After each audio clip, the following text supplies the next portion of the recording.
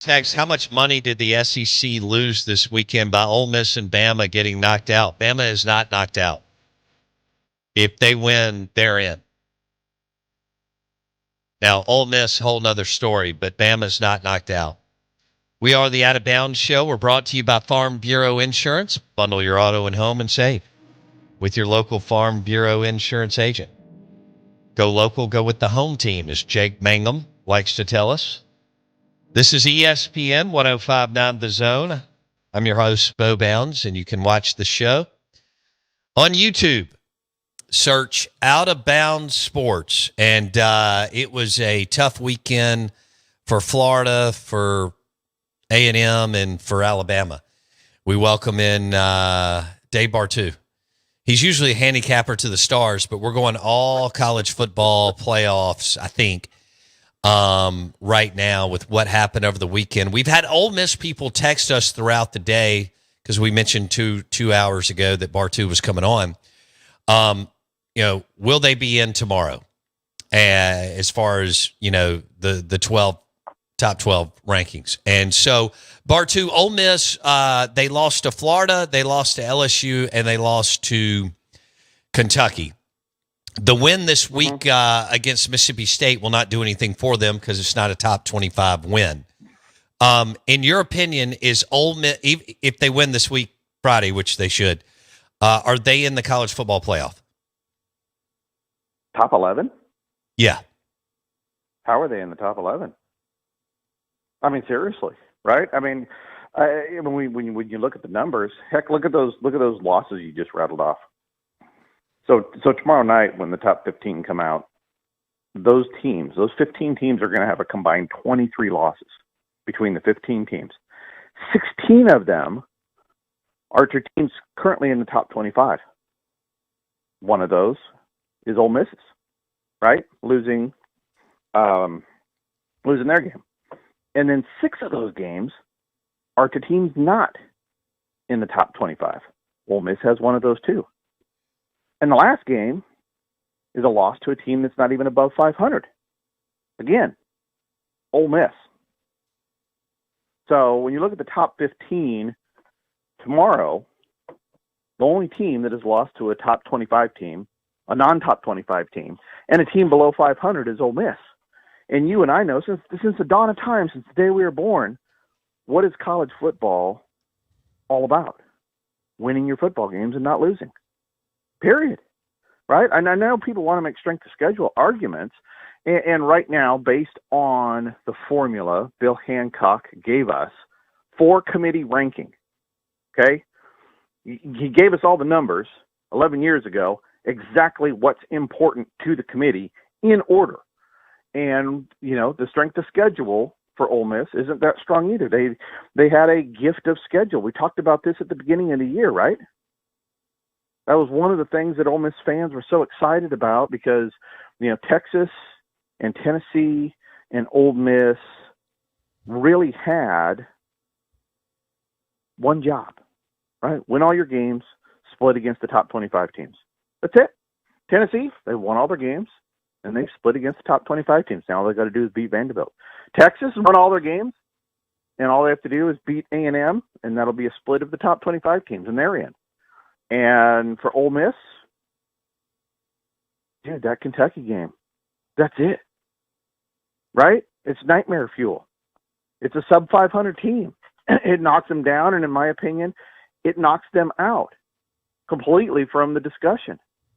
So, I think on Tuesday, and I could be wrong, right, because all our model does is model the last 11 years of playoff committee behavior.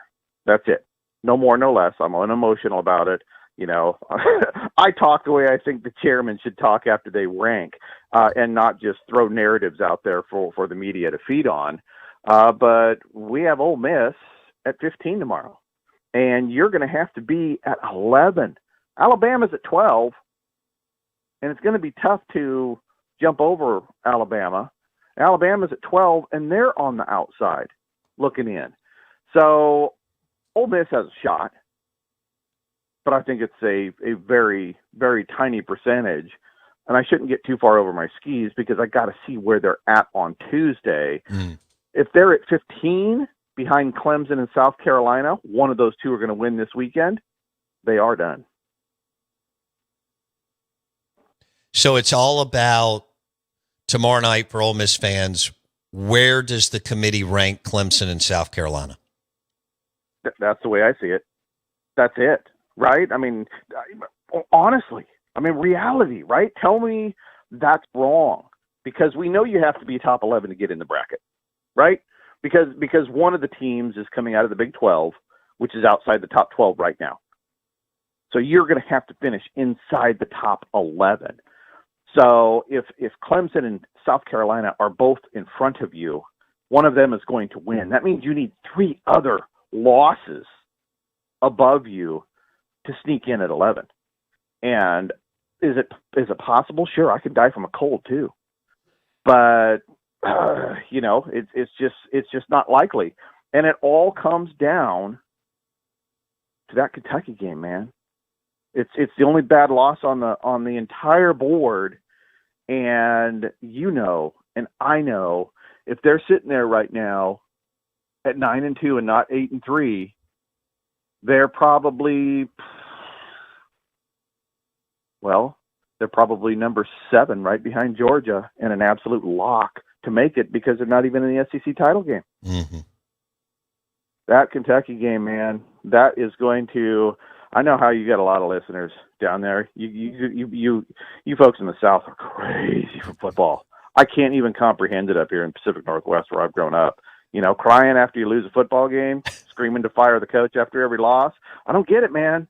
I don't get it. In that game, there's gonna be Ole Miss fans on their deathbed screaming about Kentucky and Mark Stoops, man. It's just because you worked so hard to get there. I was thinking about this yesterday, and it was amazing because this whole journey for Ole Miss has basically been 4 years, right? I mean, Mr. Carter went out and hired Lane, and Lane turned into this superstar head coach. He was average before FAU, and then he turned on the Jets and he found something, and then he's still a top 10 offensive coordinator. And then he brings in Pete Golding, and I watched this program over 4 years turn into a top 10 staff. Right. And then they're one of the first to raise the money and jump on NIL, and they evaluated players, and boom, free agency. They took unbelievable advantage of it, as much as anybody over the last couple of years, right? Before anybody got all their money together. Now everybody has money. It's impossible to do that again. So you built the staff, you built the players. Then the SEC said, here, easiest schedule we could come up with for you. And I know that's not the way it works, but that's what it looks like, right? You had a Texas schedule. You had a Tennessee schedule. You had it all in place. The coaches, you had a top 10 staff. We all knew it was a national championship level roster, and then you had a national championship level schedule. And then the Kentucky game at home in Oxford. Boom. 4 years of unbelievable planning and perfection turned into a Shakespearean tragedy, and you lost at home to Kentucky. And that window's probably never coming back like that, because you're never having the free agency option that you had the last few years now that everybody's caught up. Dave Bartoo on the Out of Bounds show and the Farm Bureau Insurance guest line. All right, now that we got the text coming in, if Bama beats Auburn, so basically you give single-digit chance percentage-wise for Ole Miss, lots of stuff has to happen, and so on. If Bama beats Auburn, do you think they get in, Bartoo, or do other things have to happen? Other things have to happen, okay? And for everybody listening, understand, I'm just looking at the formula of committee behavior and what Bill Hancock said. Here's how it's ranked, right? This is not sexy. It's not fun. There's no narrative here. Everybody wants a narrative, and it's not there. But, Alabama right now, I have them at 12. Look, they got 3 losses, but they have 3 top 25 wins, and they got 6 quality wins. But they're still at number 12. That's on the outside looking in. So I not only do they have to beat Auburn, who's ready to play today, right? I mean, Auburn's ready to go right now. Yeah. Yeah. that they're going to be jacked. And psychologically, if Alabama's at 12, motivating that team after just getting whooped in Norman is going to be a colossal task, right? So you have Auburn peak motivation, ready to play yesterday, and Alabama down in the dumps. And I believe that psychology. I can't measure it, but I believe it's real. I think Alabama's best shot, I mean, you need a Tennessee loss to Vanderbilt, not going to happen. Indiana lost to Purdue, not going to happen. Georgia lost to Georgia Tech. I mean, come on, let's be real. Georgia's done some funky things this year. Their game control is their worst number since Kirby got there. Wow. Or at least since they started getting going in 2021. This is by all the previous Georgia teams would beat the living piss out of this team. Sorry. Wow. Miami, you got to watch for Miami in the polls tomorrow. Okay, are they 7 or are they 8? Because if they're 8 and SMU is 10 or 11, then what they're telling me is they're setting up the loser to get bounced. That's what you're looking for if you're a Bama fan. Bama at 12, Miami at 8, and SMU at 10 or 11. If they're pushed down below where I think they should be, if they're pushed down, that's telling me they are setting up the loser of the ACC title game for failure. Right? Wow. They're setting them up. Because if Miami loses and doesn't make the ACC title game, then it's going to be Clemson. But then, Clemson's playing South Carolina. So I think that whole thing right now of Alabama in, number one, they have to win.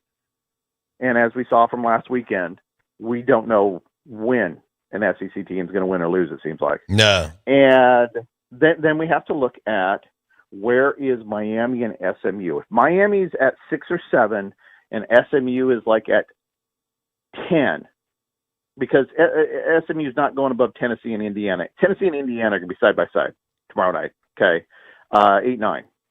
And then SMU at 10. But if SMU's at 11 and Miami's like at 8, this is a committee signaling of what they're preparing to do if and when they play each other and one loses. But again, Alabama also has to be at 12 tomorrow, which I think they're going to be. Okay, Bartoo on the Out of Bounds show, brought to you by Pearl River Resort. Bet $50 at the Sportsbook. Play award-winning Dancing Rabbit Golf Club for $40. Bet 50, play 40. Bartoo joins us on ESPN 105.9 The Zone. Man, all these scenarios, like where's Miami? Where's SMU? Where do they have Bama? All right, Georgia, Texas, real quick. We got time. Yeah. Oh, we got plenty of time. Okay. So we got listeners texting in. We got some Longhorn fans here. Oh, if Texas beats A&M. Yeah. And of course Georgia beats Georgia Tech, but it's not a conference game. So we get Georgia and Texas in the SEC championship game, Bartoo. If one of them is going to lose, does the loser get left out, Bartoo? Are you asking if 11-2 Texas gets left out? Yeah. No. What about a 10-3 Georgia? Oh, well, that would, but then that would give Georgia, if they won that championship game, that means Georgia would have 4 top 25 wins, 5 wins over teams above 500. No, I don't. Here's the thing: the committee over the last 11 years rarely moves a team more than 3 spots at a time. Rarely, right? Because they don't like to look like they're wrong. They don't move teams that much. So Texas at 3, even if they get one more loss, they're not going from 3 to 12. Okay. That'd be the biggest move ever. Same thing with Notre Dame. People are asking me Notre Dame. What if Notre Dame loses? They're not going from 4 to 12. This is not the way it works. Texas, what has Texas in there is their game control. It's top 4 on the board. That's one of the 3 biggest metrics, way bigger than strength of schedule. In fact, it's run with and coincides with strength of schedule. So I don't believe that Georgia at 6 and Texas at 3, if they win out and meet in the title game, that the loser is out. I think they're both in at that point. Okay, so and if Tennessee wins, so that's 3 teams. Follow along. Yep. A&M could beat Texas, obviously. But if Texas and Georgia play in the SEC championship game, both are in. Bartoo feels strongly about that. Tennessee goes to Nashville this weekend and wins, they're in. Okay, so that's 3. Yep. And then we're left with Bama, depending on if they even beat Auburn. Mm-hmm. And, South Carolina.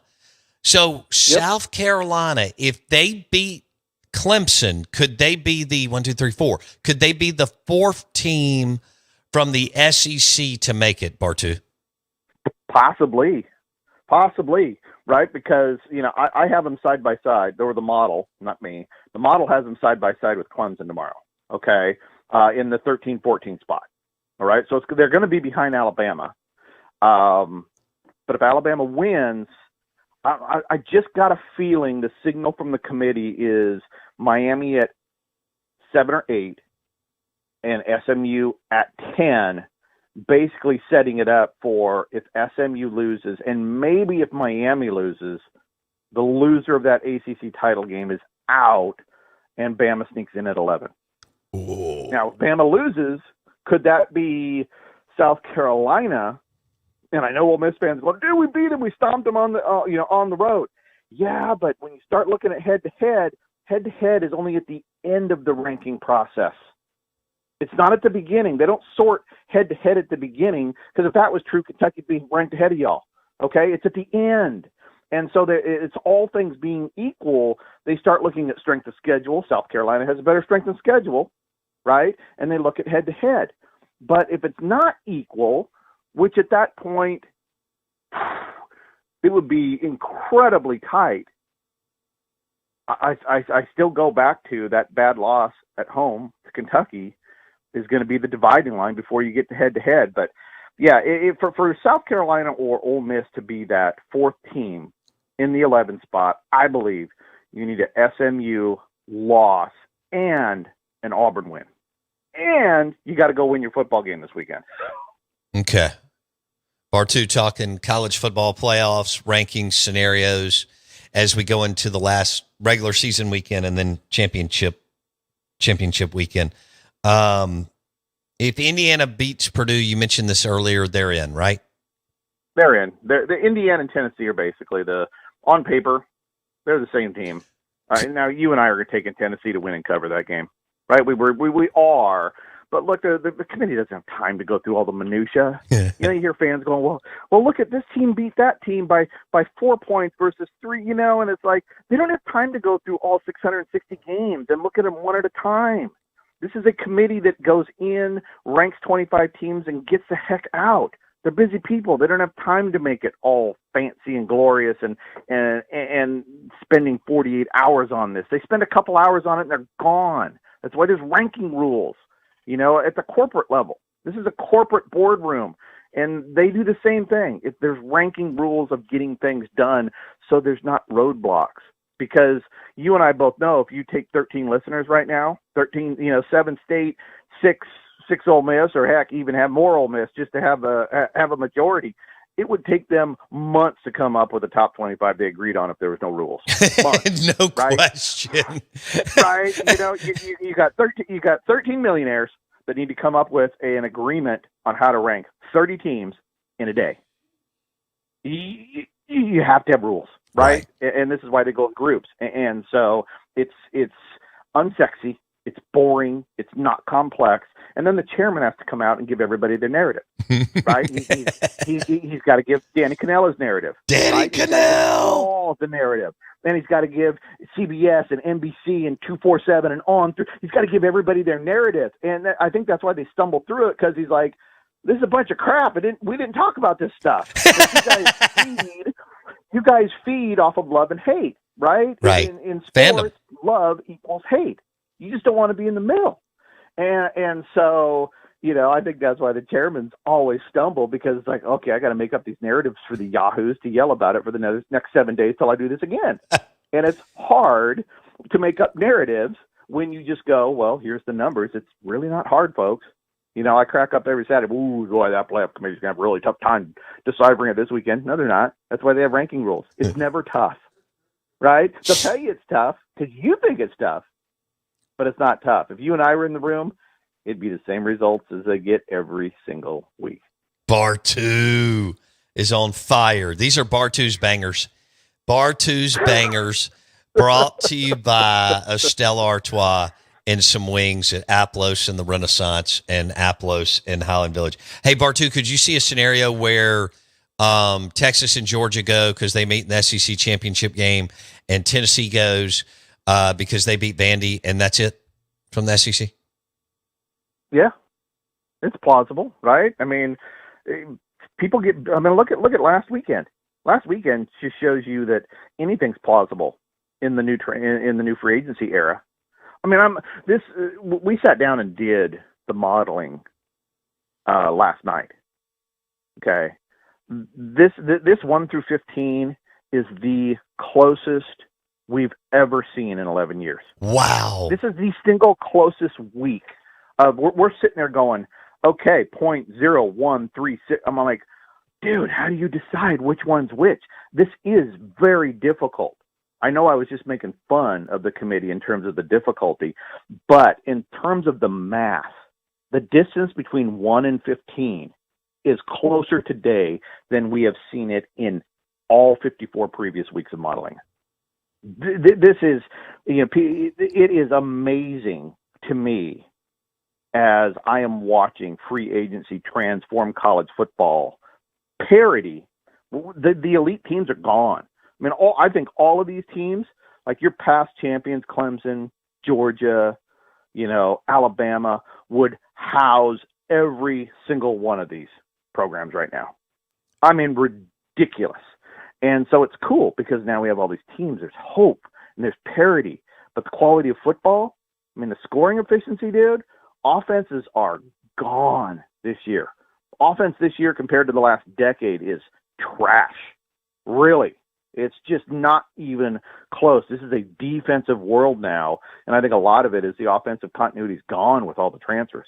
Okay. And so I don't think, so I think what we're going to see is we're going to see more Arizona States and Indianas and teams that are coming out of, a South Carolina, right?